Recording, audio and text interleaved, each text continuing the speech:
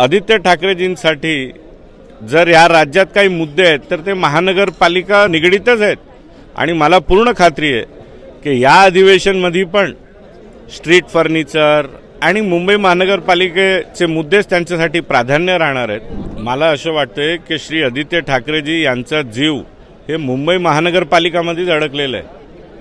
6 ते 7 महिन्याआधी मी एक स्ट्रीट फर्निचरचा मुद्दा काढला होता, त्याच्यात जे अधिकारी स्तरावरती जो भ्रष्टाचार झाला होता ते उघडकीस आणला होता आणि मग तो मुद्दा त्यांनीही धरून लावला।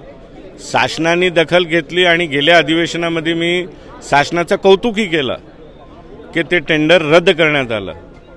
पण अजूनही तुम्ही जर पाहिलं तर आदित्य ठाकरेजींसाठी जर या राज्यात काही मुद्दे आहेत तर ते महानगरपालिका निगडीतच आहेत आणि मला पूर्ण खात्री आहे की या अधिवेशनमध्ये पण स्ट्रीट फर्निचर आणि मुंबई महानगरपालिकेचे मुद्देच त्यांच्यासाठी प्राधान्य राहणार आहेत आणि एकंदरीत असं वाटते की त्यांचा जीव कुठे नाही तर कुठे मुंबई महानगरपालिकेमध्येच अडकलेला आहे।